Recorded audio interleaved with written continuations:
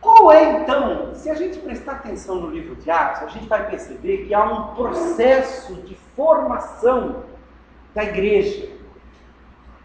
O livro de Atos, ele vai trabalhando com etapas que a gente não presta muita atenção, mas hoje eu quero dissecar esse processo para vocês. Olha só, deixa eu mostrar aqui para vocês. Em Atos 2:4, nós temos aquilo que os estudiosos chamam de o Pentecoste judeu. Porque neste dia, os judeus discípulos de Jesus receberam o Espírito Santo e os judeus que moravam em Jerusalém e prosélitos eram aqueles que não eram da raça judaica, mas que estavam entrando para o judaísmo. Então, neste dia, só recebeu o Espírito Santo judeu ou convertidos ao judaísmo. Então, os estudiosos dizem que esse Pentecostes de Atos 2, ele na verdade, ele é o único Pentecostes, porque é o único que ocorreu no dia do Pentecostes, mas os estudiosos dão o nome de Pentecostes judeus porque eles identificam a mesma coisa acontecendo outra vez. Há um só Pentecostes, mas em pelo menos 4 fases. Eu vou explicar. Quando, lá em Atos 2:40, se unem à igreja os judeus da dispersão, estamos ainda no mesmo dia do Pentecostes judaico. O dia em que os judeus convertidos a Jesus receberam o Espírito Santo, o dom do Espírito Santo, que é o próprio Espírito Santo. Mas olha que interessante.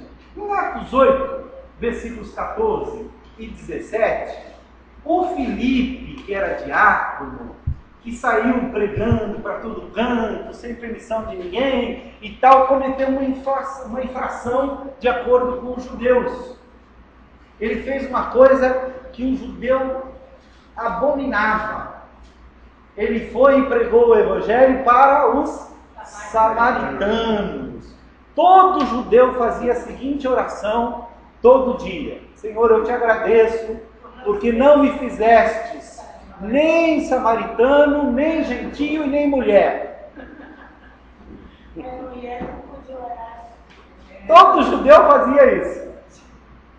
Porque para eles, gentio, samaritano e mulher não eram gente, eram cães. Mas também tem, um estudo lá que Jesus não passou pela Samaria, não entrou em Samaria. Ele contornou uma cidade, exato. Mas há uma ocasião em que ele passou por Samaria e a mulher samaritana. Exatamente. E a cidade de Samaria, diz que a mulher samaritana. Na verdade, a Samaria era uma região inteira. A cidade principal de Samaria era a cidade de Sicar. E é justamente na cidade de Sicar, onde fica o poço de Jacó, que ele encontra com a mulher samaritana. E aí a mulher vai para a cidade e traz os samaritanos para conversar com ele. Então Jesus, na verdade, passou na capital de Samaria. Bem no centro mesmo. Então, quando se fala em Samaria, não está falando só de uma cidade. Samaria, na época de Jesus, é uma região com várias cidades. Parece que ele se desviou de uma cidade samaritana, porque ele percebeu que nesta cidade o rejeitariam. Então ele se desviou. Mas isso não quer dizer que ele rejeitasse os samaritanos. Tanto é que numa das histórias mais importantes de Jesus, uma das parábolas de Jesus, quem é o herói? O bom samaritano. Ele vai contando a história, e Jesus é extraordinário, porque ele vai contando a história, então ele passa o sacerdote. Aí todo mundo já olha um para o outro e fala, sacerdote muito importante e tal, não fez nada. Aí passa o levita, que é um pouquinho menos do que o sacerdote. Tá vendo? O levita é religioso, todo cheio de não sei o quê, não fez nada. Quem é que vai ajudar? Provavelmente vai ser um judeu comum, um judeu do povo, um homem do povo, um judeu comum. Quando Jesus chega e fala, um samaritano. Eu contei uma vez essa história, essa parábola. Eu fiz um teatrinho lá na catedral e eu fiz comecei meu sermão contando a seguinte história para meus irmãos. Antes de pregar, né, antes de ler o texto, eu queria compartilhar com vocês uma coisa que aconteceu comigo hoje. Eu fiquei muito chateado, muito triste e tal. E eu queria compartilhar. Eu estava vindo pela Avenida Brasil e estava vindo com o meu carro e eu vi um camarada com um carro na minha frente. Ele foi abordado por umas pessoas, 2 ou 3 bandidos armados, arrancaram ele do carro e eu vi ele sendo batido e tal. E olha, irmãos, eu quero confessar, eu não tive coragem de parar, não. Eu sei que eu sou pastor e tal, mas eu não tive coragem de parar. Eu passei direto e fiquei muito triste de ver aquilo. Falei, eu vou fugir daqui. Mas eu olhei pelo retrovisor e eu vi que bem atrás de mim estava vindo um presbítero da igreja. Daqui da igreja, não vou dizer o nome para vocês. Ele estava vindo no carro. E eu acho que ele reconheceu o meu carro e eu vi que ele diminuiu, olhou e viu o que estava acontecendo com aquele homem que estava sendo espancado e tal, e estava lá jogado, os bandidos já tinham fugido. E ele também não parou. Acho que ele não teve coragem também, porque ele ficou com medo de ser assaltado. E eu vi a igreja arregalando o olho assim, e dava para ouvir uma mosquinha no ar. Eu escutava a respiração do reverendo Guilhermino atrás de mim assim. O que você está aprontando, irmão? O que é isso, né? Agora, graças a Deus, meus irmãos, o homem foi socorrido. Eu fiquei sabendo que ele foi socorrido, sim. Porque logo atrás do presbítero vinha um pai de santo que tinha ido fazer uma sessão espírita. E ele parou e ajudou aquele homem e levou ele para o hospital e tal. Graças a Deus que o pai de santo ajudou aquele homem. Quando eu terminei assim, eu escutei o reverendo Guilhermino atrás de mim falando assim, Nossa Senhora.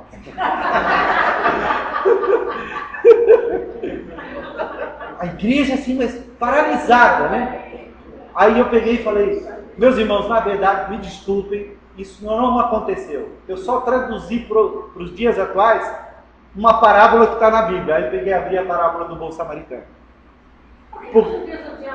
Pois é, tem uma história longa aí. Uma história longa. Pouco antes de Jesus nascer, os judeus ficaram um ano inteiro sem poder comemorar a Páscoa, porque os samaritanos encheram de cadáveres, de ossos, os lugares onde os judeus iam comemorar a Páscoa.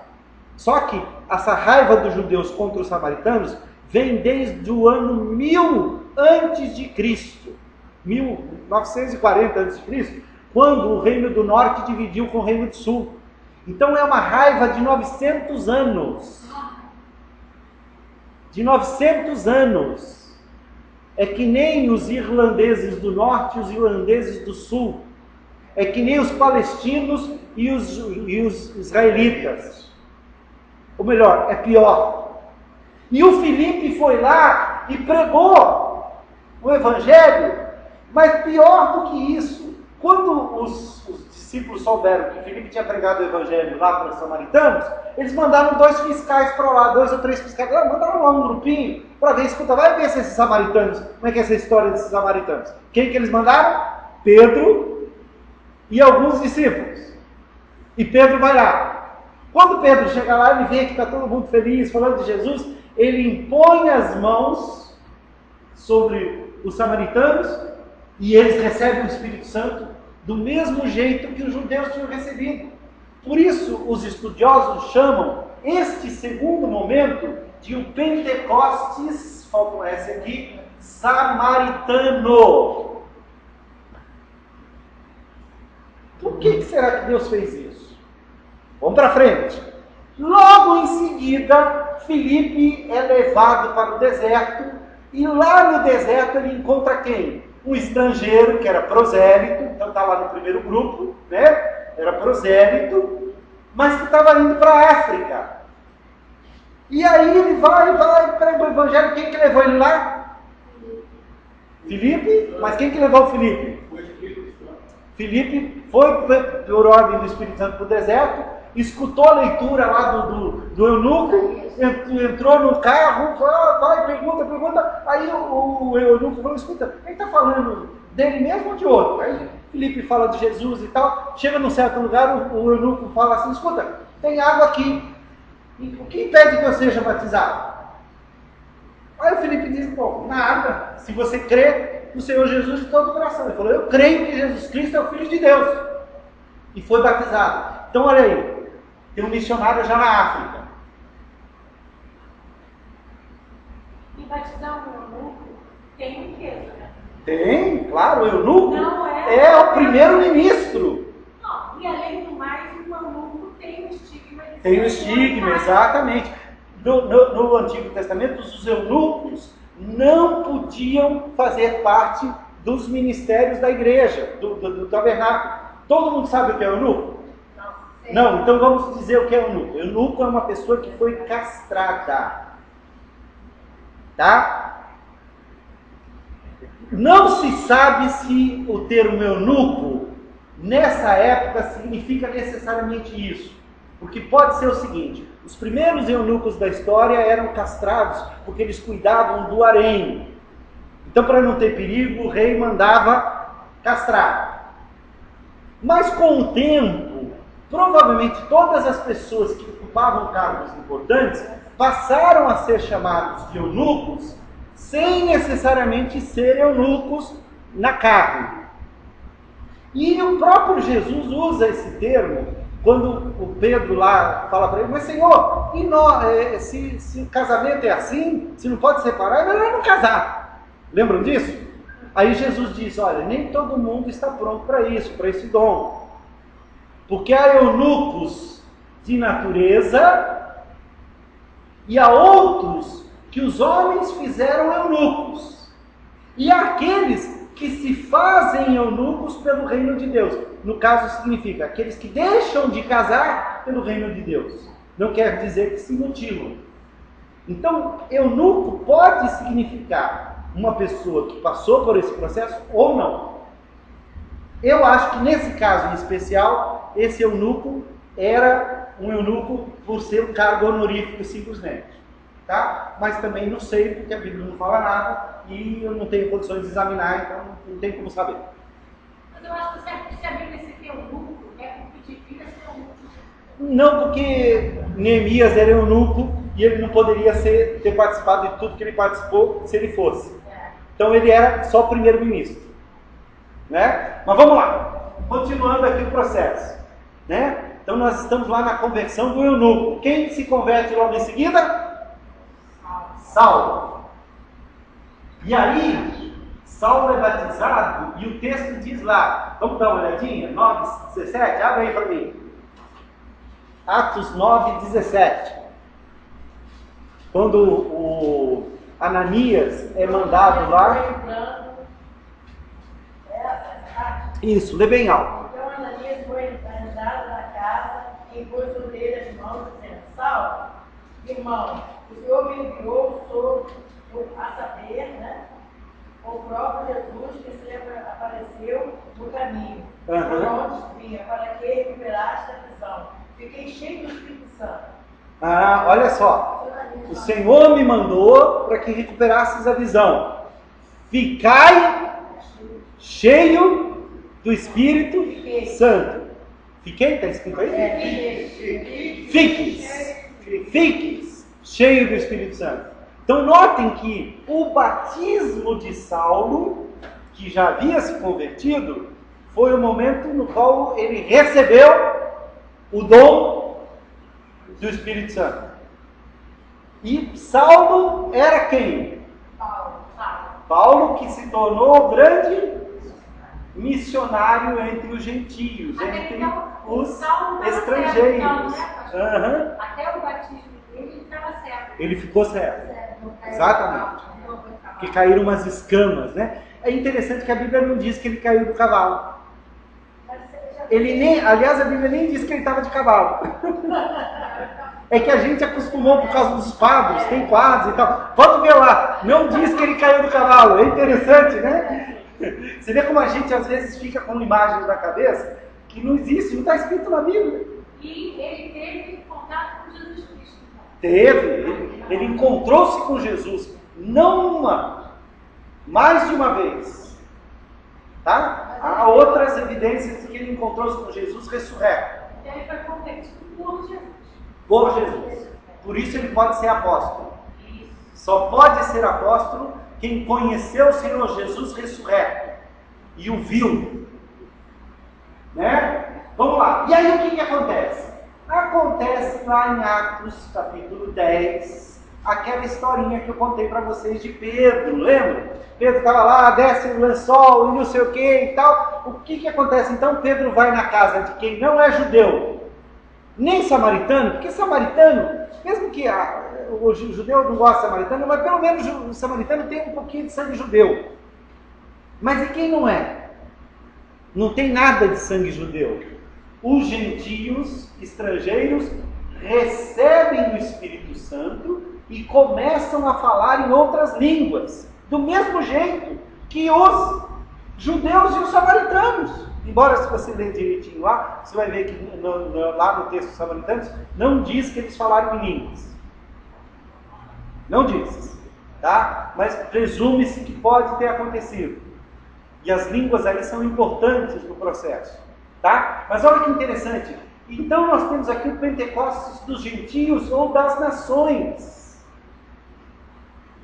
Lembra que eu falei que o Pentecostes é um só, que é a vinda do Espírito Santo para formar a igreja, mas aconteceu em 4 fases. Primeira fase, ele pegou os judeus e começou a construir a igreja. Segunda fase, pegou os samaritanos, começou a construir a igreja. Terceira fase, pegou os não-judeus, os gentios, e continuou construindo a igreja. Está todo mundo entrando na mesma igreja. Vamos dizer, note que em todas as vezes, quando Filipe pregou para os samaritanos, eles não receberam o Espírito Santo. Não é normal quando uma pessoa se converte e receber o Espírito Santo? Mas por que eles não receberam? Porque Filipe não era apóstolo. E outra coisa, a quem Jesus deu a prerrogativa de abrir a porta da igreja para todo mundo. Por quê? Recebereis a chave do reino.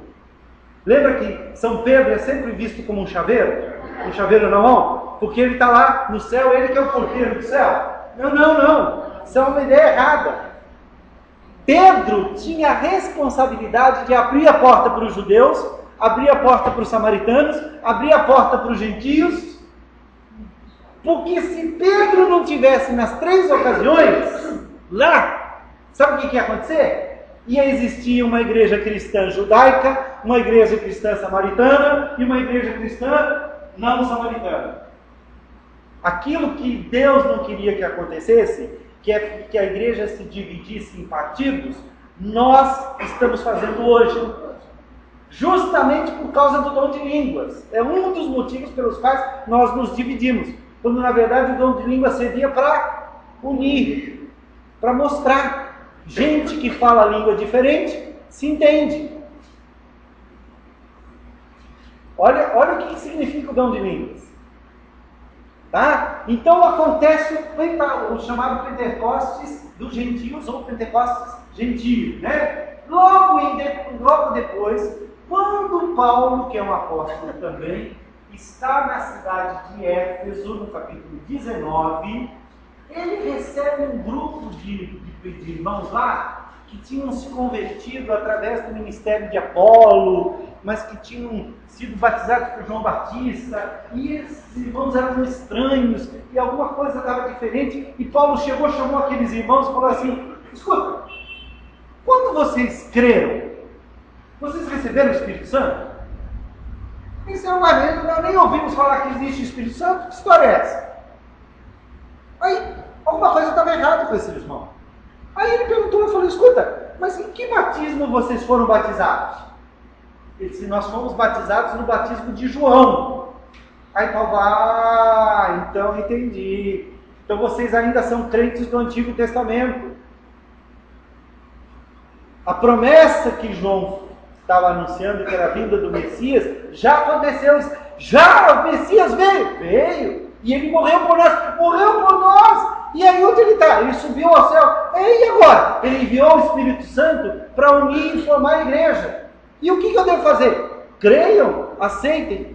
Batizou eles no batismo de Cristo. E aí olha que interessante. O batismo de João é um batismo do Antigo Testamento. O batismo de Cristo é o batismo da nova dispensação, da igreja. Por que Jesus foi batizado? Porque Jesus veio para cumprir toda a lei e os profetas. Mas era a lei judaica se batizar? Não, mas o principal motivo do batismo de Jesus é que o batismo de João era um batismo de arrependimento dos pecados. Então era como se a pessoa reconhecesse os seus pecados para ser lavado. Jesus veio para assumir o pecado da humanidade inteira. Então ele foi lavado para dizer, olha, eu assumo o pecado de toda a humanidade. Não precisava disso. Ele disse que precisava. Ele não precisava por ele mesmo, porque ele não tinha pecado. Mas como ele assumiu a culpa do mundo todo, ele foi batizado por João Batista para se identificar com todos aqueles que se arrependem. Então o batismo de João Batista não é o batismo da igreja. Aqueles irmãos, embora eles fossem crentes e que acreditassem e tal, pode ser que eles até tivessem visto Jesus vivo, eles não sabiam toda a história. Então essa foi a quarta fase, essa foi a quarta fase do Pentecostes, que é quando os discípulos de João recebem o Espírito Santo. É o Pentecostes dos que esperavam pelo Messias. Então notem bem, gente, vamos aprender algumas coisas aqui. Qual é o processo, então, que Deus usou para a formação da sua igreja? O Espírito Santo veio, tomou os judeus, quebrou os preconceitos todos, eles passaram a falar nas línguas dos gentios, na língua de todos os povos. Não é isso? Porque eles foram unidos pelo Espírito Santo como uma igreja. Mas ainda não estava completa, porque aí vieram os samaritanos, que também receberam o Espírito Santo e foram unidos à mesma igreja. E depois vieram os gentios, os estrangeiros. Porque a igreja de Cristo é una. Só tem uma igreja de